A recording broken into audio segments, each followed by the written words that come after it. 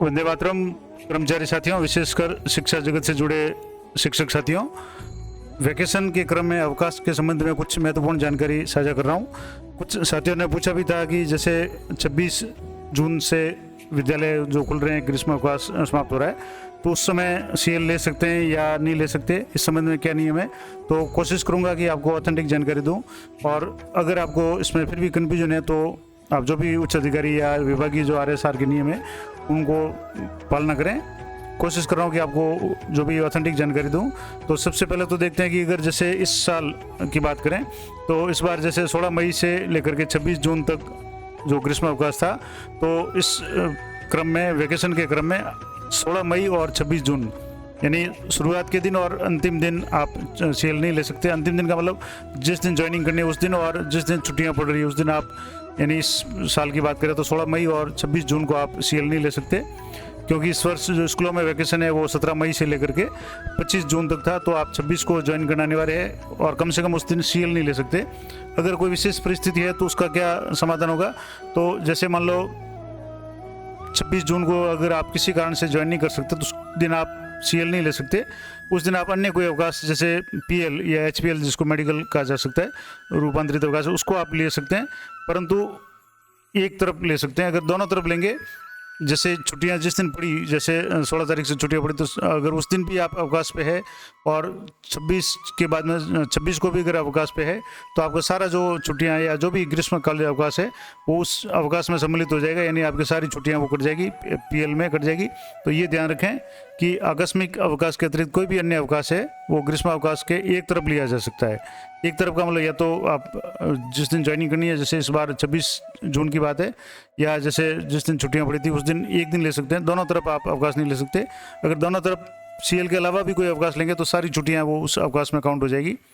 दूसरा इम्पोर्टेंट जानकारी इंक्रीमेंट के संबंध में, जैसे कि हर 1 जुलाई को जो भी स्थायी कर्मचारी है जिनका प्रोबेशन पूरा हो चुका है उनके इंक्रीमेंट लगता है। तो अगर 1 जुलाई को आप आकस्मिक अवकाश लेते हैं तो उसका इंक्रीमेंट पे कोई प्रभाव नहीं पड़ेगा, यानी 1 जुलाई को आप सीएल ले सकते हैं। लेकिन अगर जैसे इस बार तो 26 जून को था, अगर 1 तारीख को विद्यालय खुलने का दिन हो तब आप आकस्मिक अवकाश नहीं ले सकते, क्योंकि इस बार जैसे 26 तारीखों को विद्यालय खुल रहे हैं तो जो ग्रीष्म अवकाश है वो 26 को समाप्त हो जाएगा। अब दूसरा एक और इम्पोर्टेंट बात की, जैसे कुछ सीएल शेष रह गई है इस साल की, जैसे 15 सीएल थी, उसमें से कुछ लोगों ने अभी तक सीएल खर्च नहीं की है, तो उसके संबंध में भी आपको बता देता हूँ। अब जैसे पहले इंक्रीमेंट के बारे में बता दें कि 1 जुलाई को अगर सीएल के अलावा कोई अन्य अवकाश लेने पर इंक्रीमेंट तो है 1 जुलाई को ही सेंक्शन होता है, परंतु उसका जो आर्थिक लाभ है पुनः अवकाश से ज्वाइन करने की तिथि से मिलेगा। अब जैसे मान लो 1 तारीख को आप मेडिकल या PL ले लेते हैं और 5-7 तारीख तक आप PL पे रहते हैं, तो जब भी आप ज्वाइन करेंगे उस दिन से आपको आर्थिक लाभ मिलेगा। हालांकि इंक्रीमेंट की जो तारीख है वो 1 जुलाई रहेगी। इसके अलावा जैसे सत्र की जो शेष सीएल की बात है, तो जैसे सत्र 2023-24 था वो सत्र है, उसकी सीएल का उपभोग आप 30 जून तक कर सकते हैं, क्योंकि जो वोकेशनल जो शैक्षिक स्टाफ के जो सीएल की गणना है 1 जुलाई से 30 जून तक होती है। मंत्रालय कर्मचारियों के लिए हर 6 माह पे 15-15 सीएल मिलती है, वो अलग हिसाब है। लेकिन जो टीचिंग स्टाफ है, शैक्षिक स्टाफ है, उनके लिए जो सीएल की गणना 1 जुलाई से 30 जून तक होती है, तो वो अपनी जो शेष सीएल अगर रही है 15 में से, तो वो 30 जून तक उसको आप उपयोग में कर सकते हैं। 1 जुलाई से आपकी सीएल नई जुड़ जाएगी और पुरानी सीएल है वो लैप्स हो जाएगी। तो ये इम्पोर्टेंट जानकारी थी।